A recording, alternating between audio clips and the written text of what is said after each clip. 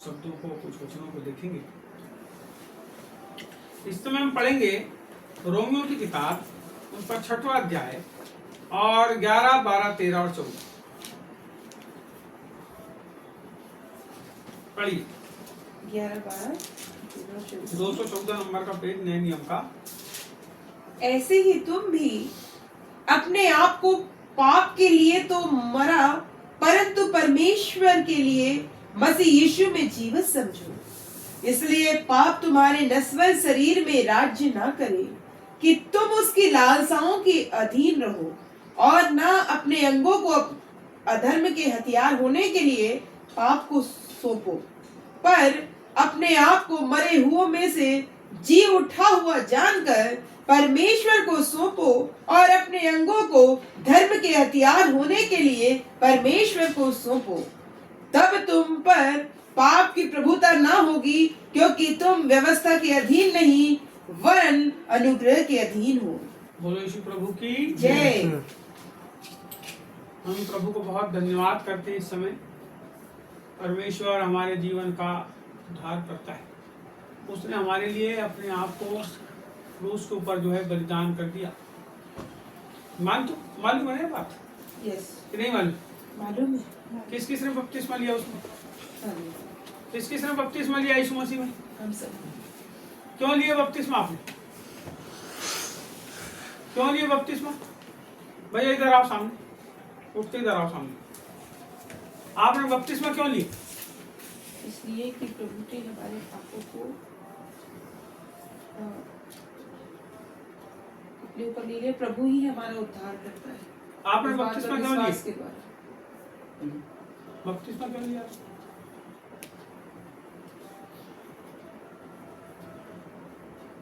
आप बताओ, आपने क्यों लिया बपतिस्मा? हेलो,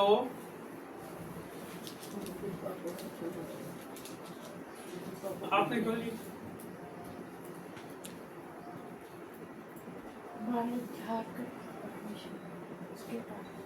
आपने बपतिस्मा क्यों लिया? विश्वास करें सब कुछ। आपने क्यों लिया बपतिस्मा? उद्धार पाने के लिए। उद्धार पाने के लिए। सबने अलग अलग तरीके से उत्तर दिए। बपतिस्मा जो है वो अपने आप को संसार के लिए मार देना है। क्या है? अपने आप को संसार के लिए मार देना। किसके लिए? संसार के लिए मार देना। और मसीह में एक नया जन्म परमेश्वर में पा लेना, उसके ऊपर पूरा विश्वास कर लेना। ग्रहण आपने किया ना प्रभु को। ग्रहण करने का मतलब है कि अब आपने अपने आप को प्रभु को सौंप दिए। जब आप बपतिस्मा लेते हो तो क्या होता है? आप संसार के लिए गड़ जाते हो और प्रभु के लिए जीवित हो जाते हो। अब आपने प्रभु में नई सृष्टि हो गए। आपने एक नया वस्त्र पहन लिए और वो वस्त्र का नाम है प्रभु यीशु मसीह। आपके ऊपर जो है अब उद्धार का वस्त्र प्रभु ने कहा, जो कोई बपतिस्मा लेगा, यदि कोई विश्वास करे और बपतिस्मा ले, उसका उद्धार। क्या बोला पहले? जो विश्वास करे और बपतिस्मा ले, है ना भाई? ऐसे ही है ना? ऐसे ही है ना? पहले विश्वास, उसके बाद कर्म। विश्वास किया आपने हृदय के अंदर, यह आपको विश्वास है कि यीशु ही मेरे पापों को से मेरे को छुड़ाने वाला है और वही मेरा उद्धार करता। मुंह से बोलते हो आप, यीशु ही प्रभु है, बोलने लगे ना। फिर आपने क्या किए? आपने बोले चलो प्रभु की आज्ञा का पालन करेंगे, जैसा परमेश्वर ने कहा है वैसा। और फिर क्या किए? बपतिस्मा लिए। बपतिस्मा लिए। अब आप यीशु मसीह। तो बाइबल कहती है बपतिस्मा लेने वालों से। किससे? जिन्होंने बपतिस्मा लिया है। जो बपतिस्मा लिया है वही तो प्रभु और लेगा, यस, है ना? जो आज्ञा पालन किया है उसी को तो फल मिलेगा। तो आज्ञा पालन बपतिस्मा है, आज्ञा पालन प्रभु के अनुसार जीवन जीना है, आज्ञा पालन संगति है, आज्ञा पालन वचन को फॉलो अप करना है, आज्ञा पालन प्रभु के पीछे चलना है, आज्ञा पालन प्रार्थनाओं में लगातार बने रहना। जो ये सब काम करता है, और एक काम स्पेशल है जिसको हम सबको करना जरूरी है, और वो काम है प्रभु के द्वारा उद्धार दिए जाने का सुसमाचार, उद्धार का सुसमाचार लोगों को सुनाना। अभी पिछले हफ्ते की बात है, इसके पहले के हफ्ते की बात है, अच्छे खूब से लोग आ गए, खूब सारे लोग आ गए, खूब से लोग जमा हो गए। आप कहाँ चले गए सब? आधे गायब हो गए। परमेश्वर से प्यार आप कैसे करते हो? परमेश्वर से प्यार आप कैसे करते हो? कैसा है आपका प्यार? एक जन ने गाना बनाया है, प्रभु तेरा प्यार है सबसे अलग। वो ये नहीं बताता गाना बनाने वाला कि प्रभु मेरा प्यार कैसा है। गाना का बनाने वाले, तेरा प्यार है महान, तेरा प्यार है जहान, और तुम्हारा प्रभु तेरा प्यार है सबसे अलग। हाँ तो उसका है ना अलग। तेरा प्यार है महान, तेरा उसी का, और आपका और मेरा अपने प्रेम को भी आइडेंटिफाई करना। परमेश्वर ने, अब जब भी किसी को बताएंगे हम बोलते हैं परमेश्वर ने इस जगत से ऐसा प्यार किया कि उसने एकलौता पुत्र दे दिया। तुमने क्या किया? तुम प्रभु में आए ना, बपतिस्मा लिए, तुमने क्या किया? तुमने जितना प्रभु का है वो सब चोरी कर लिया। जितना प्रभु का है वो सब चोरी कर लिया। प्रभु के लिए जो समय तुमको देना है, तुमने समय को छोड़ लिए। प्रभु के लिए जो आपको सुसमाचार सुनाना है लोगों को, उसको आपने क्या किए? अपने जीवन से समाप्त कर दिए। आप संदेश नहीं सुना। प्रभु में आपको जो धर्म का जीवन जीना चाहिए, उस जीवन को आपने जीना बंद कर दिए। पाप में, गड़बड़ियों में और दूसरी चीजों में अपने पूरे मन को, अपने सारे शरीर को, अपने दिमाग को लगा दिया। अभी हम लोगों ने 3 दिन पहले अपनी गाड़ी बेची, स्कॉर्पियो। अब गाड़ी बिक गई तो दूसरी लाना है। तो अब मेरे दिमाग के अंदर तो है कि दूसरी लाना है, और जब लाएंगे तो परमेश्वर हमारे लिए उपाय करेगा। हालेलुया। लेकिन टेंशन किसको है? गाड़ी हमने बेचे, गाड़ी की जरूरत मेरे को है। टेंशन कौन ले रहा है? सबको, तीनों चारों। क्यों ले रहे हैं? उनको कोई जरूरत नहीं है, उनको घूमना है केवल गाड़ी। उनको कोई मतलब नहीं है, उनको लोगों को दिखाना है हमने नहीं गाड़ी लाई। मेरे को प्रभु के काम को करने के लिए गाड़ी की जरूरत है। मेरे पास जो किताबें हैं उसको लेकर जाने के लिए मेरे को गाड़ी की जरूरत है। तुमको गाड़ी की क्यों जरूरत है? आप प्रभु को काम यदि करना चाहते हो तो आपके मन के अंदर प्रभु के लिए कुछ करने का जज्बा जागेगा। कुछ करने का जज्बा जागेगा। लेकिन यदि आप प्रभु से प्यार नहीं करते, मैं आपसे बताना चाहता हूं, आप प्रार्थना में भी आने के लिए बहुत हिचकिचाओगे। बाइबल कहती है, तूने पहले कैसा प्रेम क्या किया? छोड़ दिया। प्रकाशित वाक्य किताब कहती है, तूने पहले कैसा प्रेम छोड़ दिया। आज हम सबसे जल्दी, ये भैया आया हमारे प्रार्थना, सबसे जल्दी आया। हम लोग तैयार भी नहीं हुए और भैया आए। हम धन्यवाद करते हैं ऐसे लोग का जो प्रभु से प्यार करते हैं। परमेश्वर को उसका समय दो। परमेश्वर को आपके पास जो संसाधन है, चाहे खाने पीने का सामान हो, चाहे पैसा हो, चाहे आपके पास गाड़ी हो, चाहे घोड़ा हो, जो कुछ भी हो, उसका उपयोग परमेश्वर के लिए होना चाहिए। नहीं करते तो हम क्या कर रहे हैं? जो जायज है प्रभु के लिए, हम प्रभु को नहीं दे रहे। हम उसके समय में से, उसकी चीजों में से, उसको जो हमको देना चाहिए उसके लिए, उसमें से हम क्या कर रहे हैं? चुरा रहे। शब्द अच्छा नहीं है चोरी करना, लेकिन हम क्या कर रहे हैं? हम बेईमानी कर रहे हैं। हम ईमान में कैसे हो गए? कमजोर हो। जो ईमान में कमजोर है वही तो बेईमान है। जिसने अपने ईमान को, अपने विश्वास को खो दिया, वो कैसा है? वो बेईमान है। गाली नहीं है। जिसके पास ईमान नहीं है वो बेईमान। वो धोखा दे वो कैसा है? धोखेबाज। हम परमेश्वर के लिए जागते रहें, हम परमेश्वर के लिए अपने जीवन को जैसा हमको जीना है हम ऐसा जीते रहें, तो हम उसके लिए ईमानदार हैं। ईमानदार का मतलब जो ईमान से भरा हुआ है। ईमान का मतलब विश्वास,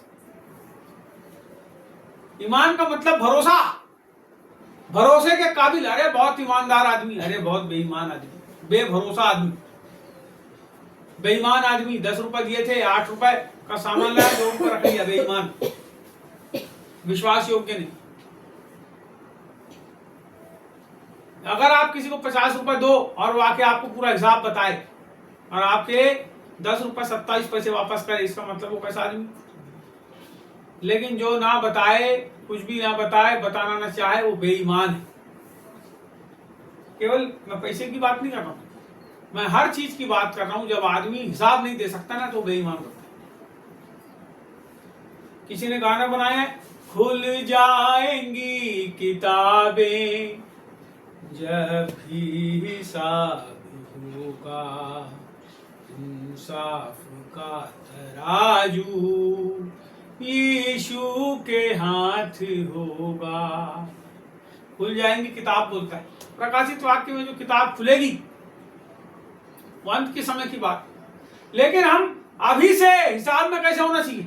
ईमानदार, पक्के होना चाहिए, हिसाब के पक्के। अरे भैया उसको भेजो तो पूरा चीज बराबर करता है, एक एक चीज को बराबर करता, लिख लेता सब चीज। आपको पता है यदि किसी की आय कम है और वो अपने खर्चों का प्रबंधन करे लिख करके, तो वो अपने खर्चों के ऊपर, अपनी खराब आदतों के ऊपर में कंट्रोल कर सकता है। कब? जब वो अपनी क्रियाकलापों को लिखने लगे। यदि आप अपने दिन के बारे में सोचो, 24 घंटे के बारे में, कि मैंने परमेश्वर के लिए कितना समय खर्च किया। कोई, मैं ये नहीं बोल रहा हूं कि प्रार्थना करने के लिए कितना समय दिया, परमेश्वर के लिए खर्च करना। उसमें यह भी शामिल है कि आपने लोगों को प्रभु के पास में आगे बढ़ने के लिए कितना अपना समय, अपना योगदान दिया, वो भी शामिल है। आपने लोगों को इंकरेजमेंट देने के लिए कितना समय लगा, और आपको उस इंकरेजमेंट का फल, आपको जब प्रभु के लिए करोगे तो क्या क्या होगा? उसका फल मिलेगा। बोलो यीशु प्रभु की, बोलो यीशु मसीह की। तो बपतिस्मा क्यों लियो? फिर से अपने पूछ रहा हूं, क्या है बपतिस्मा? लेते ना बपतिस्मा तुम लोग? आप अपने आप के नहीं हो, अब आप प्रभु के। यदि आप बपतिस्मा लेने के बाद भी ये सोचते हो कि अब हम अपने आप के मनमर्जी का जीवन जिएंगे, तो ऐसा नहीं है। आपको परमेश्वर के अनुसार जीवन जीना, क्योंकि अब आपने ले लिया हो प्रभु की आज्ञा का पालन, बपतिस्मा। अब आपको प्रभुवोज है, अभी थोड़ी देर के बाद प्रभुवोज लोगे, आप दाखरस पियोगे, रोटी में से खाओगे।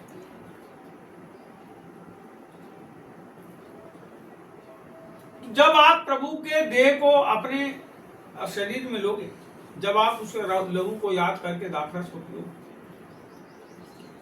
तो आपका जीवन उसके लिए समर्पित होना चाहिए। मेरा जीवन उसके लिए समर्पित होना चाहिए। मैं जिंदा हूं तो प्रभु के लिए हूं, और मर भी जाऊंगा तो प्रभु के लिए। आपके मन के अंदर ये विचार होना चाहिए, आपके अंदर समर्पण होना चाहिए। पूरा संसार आज, पूरे विश्व के अंदर के लोग, जितने भी लोग हैं, चाहे वो प्रभु वाले हों चाहे बगैर प्रभु के, सब काम करते हैं ना, सब काम करते हैं ना। कौन आदमी ऐसा जो काम नहीं करता? सब करते हैं। लेकिन प्रभु में के लोगों में और दूसरे लोगों में फर्क है। प्रभु के लोग परमेश्वर के लिए जिंदा रहते हैं और संसार के लोग संसार के लिए जिंदा रहते हैं। तो अभी हमने पढ़े रोमियो की किताब 6वां अध्याय, मैं फिर से पढ़ूंगा। ऐसे ही तुम भी अपने आप को पाप के लिए तो मरा, परंतु परमेश्वर के लिए मसीह यीशु में जीवित समझो। काय के लिए मरा? पाप के लिए मरा हो। मैं संसार के लिए भी नहीं बोलता हूं, क्योंकि जब तक संसार है तब तक पाप। संसार खत्म हो जाएगा तो पाप भी खत्म हो जाएगा। पाप आप कहां करते हो? संसार। किसके लिए पाप करते हो? अब एक कमरे में तुमको बंद कर दी, मान लो एक कमरे में तुमको बंद कर दिया, तो तुम क्या सोचोगे? एक कमरे में तुमको ताला लगा दिया, ऐसा जेल का, जैसा जेल में रहता है जेल, जेल के जैसे कमरे में तुमको बंद कर दिए और कोई ने ताला लगा दिया, तुम क्या सोचोगे? हमको इनने क्या करा? और बैठे बैठे दुख करोगे ना, शोक करोगे। लेकिन यदि आप एक प्रार्थना करने वाले आदमी को एक कमरे में बंद करके चले जाओगे, जो प्रभु में अपना जीवन बिताना जानता है प्रार्थना के द्वारा, तो वो मैं आपको निश्चय कहता हूं कि आप उसको 15 दिन के बाद ही बोलोगे कि यहाँ तेरा कोई कष्ट है, तो बोलेगा नहीं, मैं अपने प्रभु के साथ बहुत अच्छा हूं।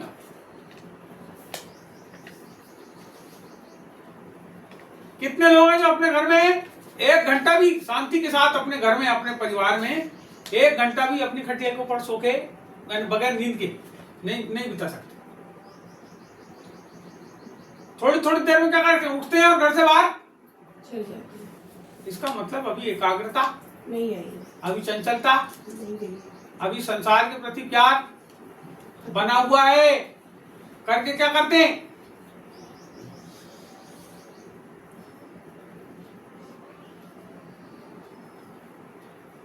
संसार के प्रति प्यार, और जो प्यार है ना वो पाप होता है। अभिलाषा कहां से होती? अभिलाषाएं कैसे उत्पन्न होती? देखने से होती ना अभिलाषा उत्पन्न। शैतान ने प्रभु यीशु मसीह को ले जाके सब संसार का वैभव दिखाया। यदि कोई आपको आके बोले अरे चल तो रे फलानी जगह ऐसा ऐसा ऐसा हो रहा है, यदि तू वहां थोड़े से पैसे लगा देगा तो खूब सारे पैसे मिलेंगे, तो अपन क्या करते हैं? जल्दी जल्दी जाके पैसे लगा देते हैं। ऐसे खूब से लोग पहले के समय में हमारे घर में आए और हमसे 2000, 5000, 4000, 1000 ले लेके। अरे अभी की बात बताता हूँ, ये कोई मोबाइल में अपन चलाते ना, तो उसमें देखा मैंने 2 फुल पैंट वो पैंट रहते ना, पहनते अपन लोग, बड़े अच्छा उसमें दिखा रहा था कि ये कोई आदमी पहन रहा है, ऐसे खीसे बने हैं, सब कुछ है। मैंने ऑर्डर कर दिया। अब उसने जो मेरे को फुल पैंट भेजा, वो ऐसे फुल पैंट भेजा कि वो उसको ना मैं पहन सकता है ना किसी को दे। मेरे 700 रुपए। तो ऐसे ये संसार की अभिलाषा है। हमने सोच के बुला लिए कि नहीं चलो बड़े अच्छे होंगे, दिखा तो बड़ा अच्छा रहा है, तो वो फर्जी है। ये जो दिखाते हैं इन लोग झूठा और बदमाशी करते हैं, फ्रॉड करते हैं, 420 करते हैं। ऐसे ये संसार की चीज है। जब हमको कोई बहुत अच्छी चीज दिखती है तो हम जाते हैं और उसको मोल भाव करके अच्छे दाम में खरीद लेते हैं, और जब लेके आते हैं तो थोड़े दिन के बाद जब वो पुरानी हो जाती है, वो चीज में आप आनंद को जब खो देते हो। जब नई साड़ी लाते हो तो बहुत खुश होते हो, जब मैं नया शर्ट लाता हूँ तो बहुत खुश होता हूँ, और घर में लाने के बाद जब हम उसको पहन लेते हैं तो हमारी खुशी कैसी हो जाती है? थोड़े दिन के बाद रहती वैसी खुशी रहती वैसी खुशी खत्म हो जाती है। आप तुम कितना भी लाते जाओ खरीद, तुम्हारी खुशी क्या होगी? थोड़े दिन के बाद, पहनने के बाद, यूज करने के बाद।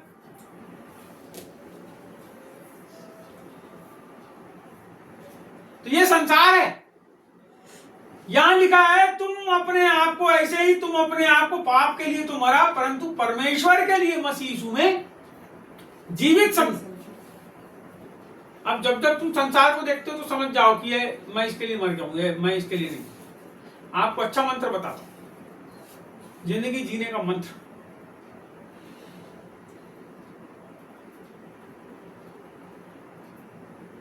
हम पैसे क्यों कमाते? बताओ क्यों कमाते? अपनी जीविका चलाने के लिए की जरूरत है। केवल जीविका चलाने। आप जो जीविका चलाने चलाता है उसके लिए तो ठीक है, लेकिन कई और लोग हैं वो क्या के लिए? भोग विलास के लिए करते हैं। हाँ, भोग विलास के लिए। संसार के लिए बोलो, संसार के लिए। संसार के लिए कैसा? बोलो मरा। पाप के लिए, परंतु मसीह यीशु के लिए अपने आप को क्या समझो? जीवित है। अब जीवन कहाँ है? अब पाप में क्या है? बाइबल में लिखा पाप की मजदूरी तो कैसी है? मृत्यु है। अब परमेश्वर में का वरदान प्रभु यीशु मसीह में अनंत जीवन। यहां बोलता है मसीह के लिए अपने आप को कैसे समझो? जीवित समझो। मरे हुए नहीं, लेकिन जब आप संसार में और पाप में जिंदगी जीते हो तो मरे हुए। इसका स्पष्ट सीधा साधा उत्तर है। कितने लोग पाप करते हैं? प्रभु में आने के बाद भी कितने लोग हैं जो प्रभु के लिए जिंदा नहीं रहते। जब आप प्रभु के लिए अपने आप को जीवित समझने लगते हो और उन बातों के लिए जिसके द्वारा तुम प्रभु से दूर हो रहे हो, जब उसके लिए अपने आप को मरा हुआ समझने लगोगे तो क्या हो जाएगा? फिर तुम प्रभु के लिए जीवित होने लगोगे। जीवन का श्वास तुम्हारे जीवन के अंदर, जीवन का आत्मा तुम्हारे जीवन के अंदर, मेरे जीवन के अंदर क्या करेगा? बहने लगेगा। और हम सब एक जिंदे मनुष्य की नहीं। संसार में बहुत सारे लोग, जब आप घर से जाने निकलोगे बाहर, बहुत से ऐसे लोग मिलेंगे जो जिंदा तो हैं लेकिन मरे हुए, क्योंकि उनके अंदर ईश्वर का आत्मा नहीं है। मनुष्य का आत्मा है लेकिन ईश्वर के आत्मा की अधीनता उनके अंदर है। इसलिए कैसे है? तो आप अपने आप को जीवित इसलिए समझते हो क्योंकि आपके अंदर परमेश्वर का आत्मा रहता है और वो आपको पाप के प्रति कायल करता है। कौन करता है पाप के प्रति कायल? परमेश्वर का आत्मा, यीशु मसीह का आत्मा, पवित्र आत्मा। इसी रोमियो किताब में लिखा है, वो पाप के प्रति क्या करता है? कायल करता है। ये हम पाप ना करें, अपने आप को पाप के लिए मरा, परंतु परमेश्वर के लिए कैसा समझो? जीवित समझो। जीवित समझो। आगे, इसीलिए पाप तुम्हारे नश्वर शरीर में राज्य ना करे। क्या ना करे? क्या ना करे? राज्य न करे। काय में? नश्वर शरीर में। ये शरीर कैसा है? नश्वर है नश्वर। लेकिन मैं आपको बताना चाहता हूँ, परमेश्वर इस नश्वर शरीर को अविनाशी दशा में परिवर्तित करेगा। हालेलुया। जब तक हम इस संसार में हैं, इस संसार में जब हम हैं, हमारी मृत्यु होगी तो शरीर कैसा हो जाएगा? नाश हो जाएगा। कोई आग में जलाएगा, कोई मट्टी में गड़ाएगा, शरीर धीरे धीरे गल के मट्टी में।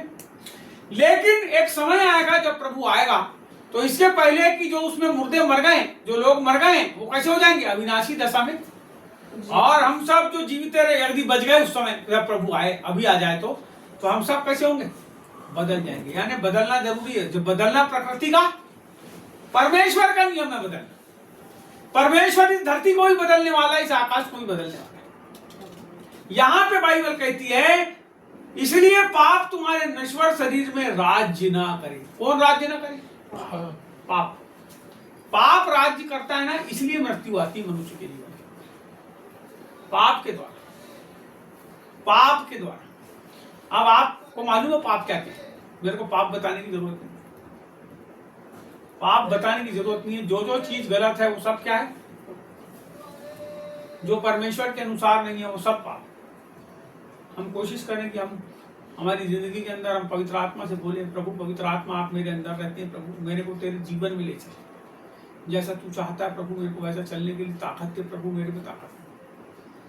परमेश्वर हमारे जीवन पे आप राज करो। या तो पाप राज करेगा या परमेश्वर राज्य करेगा। तो परमेश्वर आत्मा को, ये आत्मा को हमारे जीवन के अंदर राज्य करने के लिए हमको अपने आप उसको प्रतिदिन, दिन प्रतिदिन सौंपते चले जाने। आगे लिखा है कि तुम उसकी लालसाओं के अधीन न रहो। पाप कैसे आता है? कैसे आता है? बोलो लालसा। इसको अभिलाषा भी कहते हैं। अभिलाषा। आप जब किसी चीज की लालसा करते हो, उतनी ज्यादा लालसा करते हो कि आपको फिर बाकी सब चीज फीकी लगने लगती है, तब आप उस चीज को पाने के लिए क्या करते हो? एड़ी चोटी एक कर देते हो। एड़ी चोटी एक। आप अपने पास की सब चीजों को नाश भी कर सकते हो। जो आपके पास रहेगी ना चीजें, उसका नाश भी आप कर सकते हो। इतनी ज्यादा अभिलाषा, क्योंकि पाप क्या कर रहा है? राज कर रहा है। तो क्या चीज करेगा वो? आपके अंदर राज करने के लिए अभिलाषाओं को उत्पन्न करेगा। क्या करेगा बेटा? अभिलाषा को उत्पन्न करेगा। आप उस चीज को पाने के लिए कैसे हो जाओ? बहुत लालायित हो जाओगे। और ऐसे लालायित हो जाओगे कि जो अच्छी चीजें तुम्हारे पास है उनको भी कैसा कर दो, और जब नाश कर दोगे तो तुम्हारे अंदर केवल पछतावा बचेगा और दुख बचेगा। क्योंकि पाप ने क्या किया? राज करके तुम्हारे अंदर की आंतरिक शांति को, तुम्हारे अंदर के प्रेम को, तुम्हारे अंदर के धीरज को, तुम्हारे अंदर की कृपा को क्या कर देता है?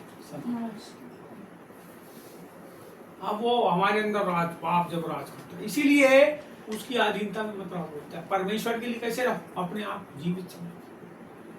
पाप के लिए नहीं, लेकिन किसके लिए? मसीह यीशु के लिए अपने आप को जीवित। आगे यहाँ लिखा है, इसको देखेंगे। यदि आत्मा से देह की क्रियाओं को मारोगे तो जीवित रहो। काय से? पवित्र आत्मा से, पवित्र आत्मा के द्वारा, आत्मा से देह की क्रिया, बोलो देह की क्रिया।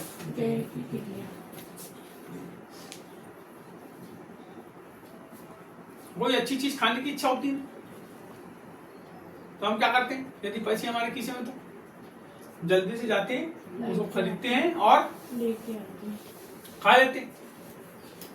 लेकिन यदि हम थोड़ी देर रुक जाएं, एक गिलास पानी पी लें और आप बोलो कि नहीं अब मेरे को नहीं खाना है सब चीज, तो क्या किया तुमने?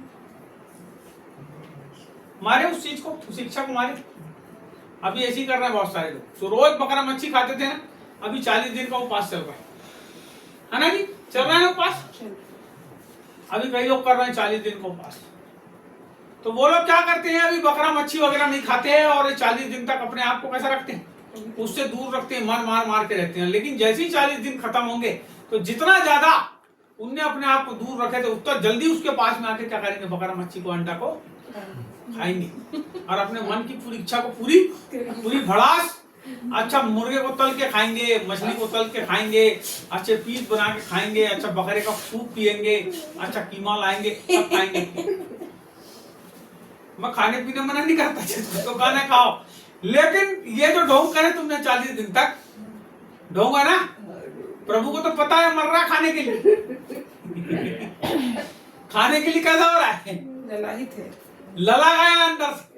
और जैसे ही ये मेरे साथ वाणी को सुनेगा तो मेरे को जिंदा करने के बाद ये फिर से क्या करेगा? वो वैसे ही खाएगा लपलपा के, बिल्कुल जिंदा करते के साथ एक बकरा काटेगा, मुर्गा काटेगा, अंडा खाएगा उबाल के, सब कर लेगा पूरा। 4-5 दिन तो मांस ही मांस खाएगा। समझ रहे? आप यदि अच्छा, बहुत सारे लोग ऐसे हैं जो प्रण कर लेते हैं कि हम मांस नहीं खाएंगे। बहुत सारे ऐसे लोग हैं। उसमें हमारी एक बहन भी थी, मैं बताता हूँ आपको। हमारी बहन इधर रहती, तो वो थी, तो उसने प्रण करी कि मैं बकरा मच्छी नहीं खाऊं। कई दिन तक नहीं खाई। एक दिन ये हमारे रिश्तेदार इधर कौशल ट्रेवल्स करके है, तो वो उनके घर में हमारी बहन गई तो उनने उसके सामने बकरा परस दी, बकरा बनाए थे, तो उसने जो खाई तो उसने फिर से खाना चालू कर। 20 साल तक नहीं खाई थी, लेकिन जैसे ही उसने उसकी थाली में डाला गया और उसने एक चीज खाई, उसने फिर से खाना चालू। एक दिन मेरे घर आई, बोलती है बनाना रे बोलती है मेरे को। तो हमने उसको बकरा बना के खिलाया। फिर यानी हम ये बताना चाह रहे हैं कि ऐसा प्राण भी कोई काम का। जब तुम मर ही गए तो फिर जिंदे कैसे हो? इसका मतलब तुम जिंदे ही हो, मरे नहीं हो। तुम संसार के लिए भी जिंदा हो, तुम पाप के लिए भी जिंदा हो, लेकिन ढोंग करते हो कि हम परमेश्वर के लिए कैसे हैं। कितने लोग हैं जो एक दूसरे से डाह करते हैं? अरे दूसरे डाह करते तो उसको मुंह के ऊपर बोल दो कि भैया तुम मेरे को पसंद नहीं है, टेंशन फ्री, मैं आपसे बात नहीं करना चाहता क्योंकि आप मेरे को पसंद नहीं। उसको बोल दो तो आप कैसे होगा? टंटा टूट गया ना। अब प्रभु देख, मैंने उसको बता दिया कि वो मेरे को पसंद नहीं है, लेकिन मैं उसको माफ करता हूँ, मेरा उससे कोई लेन देन नहीं है, मैं छोड़ो, दूर होगा। लेकिन अब तुम उसको पसंद नहीं करते, लेकिन क्या कर रहे? अरे भैया आओ जी, बैठो, जहाँ नाश्ता कर लो, चाय पी लो, फलाना कर लो, ढेपका कर लो। क्यों? आप ढोंग कर रहे। आप अभी भी कैसे हो? प्रभु के लिए जिंदे। तुम्हारे मन के अंदर पाप पल रहा है, किसी के लिए डाह पड़ रही है, किसी के लिए जलन, किसी के लिए ईर्ष्या तुम्हारे अंदर है, लेकिन तुम उसको बोल नहीं पा रहे हो। इसका मतलब तुम कैसे हो? अभी भी उसमें जिंदा हो पाप में। उसको समाप्त करो, उसके मुंह पे बोलो जो बोलना है, सीधी बात करो। परमेश्वर ने तुमको जिंदा रखा है, और परमेश्वर को जिससे जो बात करना रहता है वो सीधे बात करता है परमेश्वर। मैं आपको बताना चाहता हूं, हमारा परमेश्वर बहुत अच्छा है, और यदि आप परमेश्वर में हो तो आपके अंदर परमेश्वर के गुण आने लगेंगे। सताने वालों को माफ भी करोगे, दुश्मनों को क्षमा भी करोगे, उनके लिए प्रार्थना भी करोगे। आपको बताना चाहता हूं, दुश्मनी नहीं रखोगे, भजाओगे भी नहीं दुश्मन। एक बार माफ कर दोगे तो माफ कर दो, अरे जान दो, बोलो छोड़ो। यहां पे आगे बता रहा है, यदि आत्मा से देह की क्रियाओं को मारोगे तो जीवित रहोगे। कैसे रहोगे? जीवित। तो जिंदा रहने के लिए आपको पवित्र आत्मा की सहायता की आवश्यकता पड़ेगी। जीवित रहने के लिए पाप से लड़ने के लिए आपको पवित्र आत्मा की सहायता की आवश्यकता पड़ेगी, आपको जिंदा रहने के लिए पवित्र आत्मा की सहायता की आवश्यकता पड़ेगी। और जब आप प्रभु में जीवन जियोगे तो आप प्रार्थनामय जीवन, आप पवित्र आत्मा से बात करते चलोगे। प्रार्थना करने का मतलब ऐसा नहीं है कि धन्यवाद यीशु बोल रहा, नहीं, आप पवित्र आत्मा से बातचीत करोगे। आज सवेरे की बात है, मेरी नींद जो है वो 3 बजे के आसपास खुली, और अभी मैं कुछ दिनों से जो है, 2-4 दिनों से जो है, 6-7 दिनों से क्या है वो, क्या नाम है उसका बेटा, क्रिश्चियन मोर्चा, कोई क्रिश्चियन मोर्चा है, तो अभी राष्ट्रीय क्रिश्चियन मोर्चा, उसमें मैं 2-4-5 दिन से उसमें घूम। तो जब मैं सवेरे उठा, अब हम जो मीटिंग करते हैं, हम प्रार्थना की मीटिंग करते हैं, लेकिन यहाँ पर जो है थोड़ा सा लोगों की सुरक्षा की दृष्टि के हिसाब से लोगों को समझाने के लिए वो बहुत सारी दूसरी बातें भी होती हैं। तो मैं सवेरे उठा, तो उठते के साथ, इसके पहले कि मेरी आंख भी खुलती, जब मैं उठा तो मैं बोला प्रभु से, प्रभु प्रार्थना से चालू करे और बताओ ये इस टाइप की मीटिंग हम करने लगे। मैं प्रभु से बात कर रहा हूं। आपको पता है प्रार्थना, अपने मन की बात को परमेश्वर को बता देना। मैं आपसे बताना चाहता हूं, आप प्रभु के अनुसार यदि जिंदा रहोगे, प्रभु के अनुसार यदि चलोगे तो जीवित रहोगे। प्रभु के अनुसार जिंदा रहने का मतलब है जैसा प्रभु का वचन हमको सिखा रहा है उसके अनुसार हमको जिंदगी। मैं बहुत धन्यवाद करता हूं परमेश्वर का इन वचनों के लिए, इतने सुंदर वचन है। यदि आप इसके ऊपर निरंतर चिंतन करो ना, परमेश्वर आपको बहुत सुंदर तरीके से आपके जीवन में। आगे लिखा है यहाँ पे 14 में 13 में लिखा है, और ना अपने अंगों को अधर्म के हथियार होने के लिए पाप को हो, और ना अपने अंगों को अधर्म के हथियार। अधर्म का मतलब पाप। अधर्म का मतलब क्या हुआ? अधर्मी, नीच, अधर्मी, कुकर्मी, ऐसा कई लोग बोलते हैं किसी को, उसका मतलब है पापी। अपने शरीर को अधर्म का दास होने, बोलो अधर्म का दास, अधर्म का दास। तो धर्मदास नाम एक जन ने रख दिया, धर्मदास। धर्मदास, अगर आपने किसी को बोल दिया धर्मदास, इसका मतलब कैसा है वो? धर्म का दास। जैसे किसी को पापी बोले, इसका मतलब क्या हुआ? वो पाप में जीवन जीने को लाया प्रभु, कि धर्म में जीवन जीने के लिए बोलता है। अधर्म के दास होने के लिए और अपने शरीरों को अधर्म के हथियार होने के लिए। किसके हथियार होने के लिए? अधर्म के हथियार। बोलो अधर्म के हथियार। अब आप कैसे कैसे अधर्म के हथियार बनते हो बताओ, जिसको मालूम बताओ। हेलो, हाँ जी। अच्छा, आपके शरीर के कौन कौन से अंग है जो अधर्म कर सकते हैं? हमारी इंद्रियां। हमारी क्या होता है? इंद्रिया में क्या होता है? हमारे जो अंग है, अंग, वही तो अंग पूछ रहा हूँ। कौन कौन? नाक, कान। नाक से कैसे पाप करोगे? नाक से नहीं कर सकते, हाँ, आँख से कर सकते हैं, कान से कर सकते हैं, तो पेट से कैसे करोगे? पेट से, मन से कर सकते हैं। पाप कहाँ जाता है?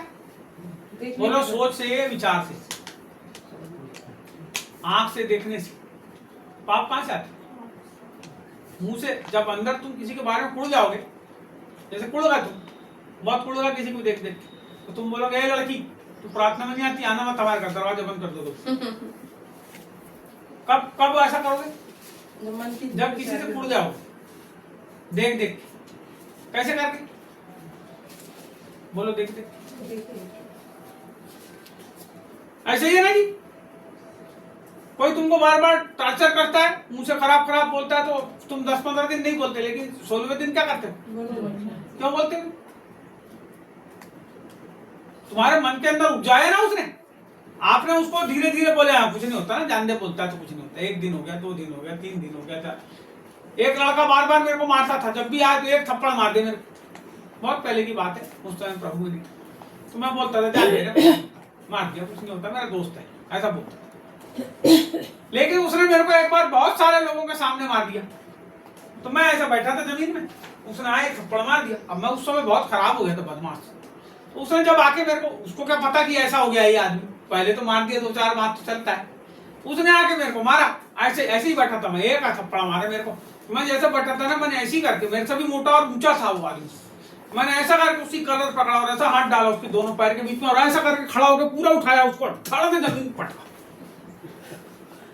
और उसको उठा के मैंने 25-30 बार पूरा उठा के पटका, क्योंकि उसने बहुत बार मेरे साथ क्या किया था, अन्याय ज्वालामुखी फूट गया।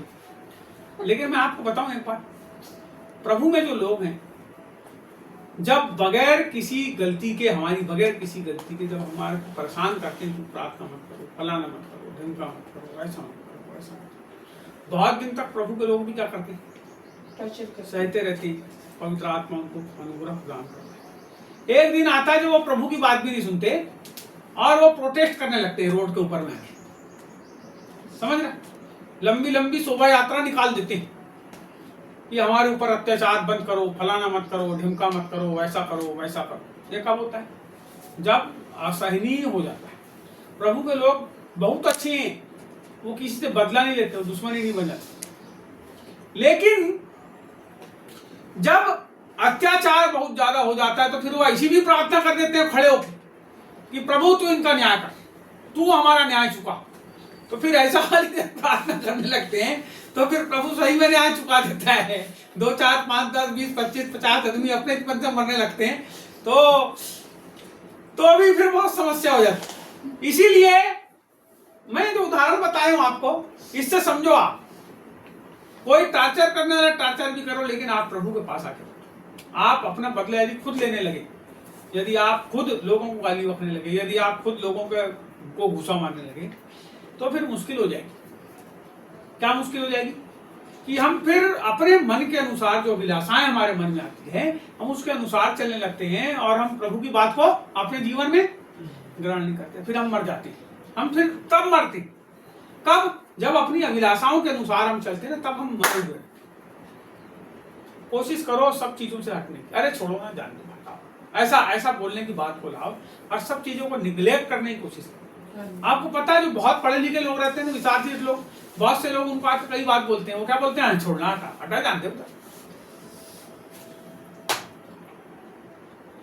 मैंने देखा एक आदमी बहुत पढ़ा लिखा, बहुत बड़े पोस्ट के ऊपर में, यानी उसकी जो रैंक है वो कलेक्टर के भी ऊपर की है रैंक, उसकी तनख्वाह भी कलेक्टर से 2-2.5 गुना ज्यादा। एक बार उसके घर परिवार में कोई बात हुई, उसका छोटा भाई कम पढ़ा लिखा था, 10वीं 12वीं पास, अपने भाई को आके उसने ऐसी बात बोला, तो उसके भाई ने उसको यही बोला, हट रहे पागल है, बोले तू छोड़, बोले कुछ भी बात करता है, ऐसा बोल के उसने उतनी बड़ी बात को जो उसने बोला था उसको, जिससे बहुत बड़ी लड़ाई होती, ऐसा बोल के उसने उसको क्या किया, जाने, कोई लड़ाई नहीं, कोई झगड़ा नहीं, सब कुछ नॉर्मल हो गया 5 मिनट के बाद।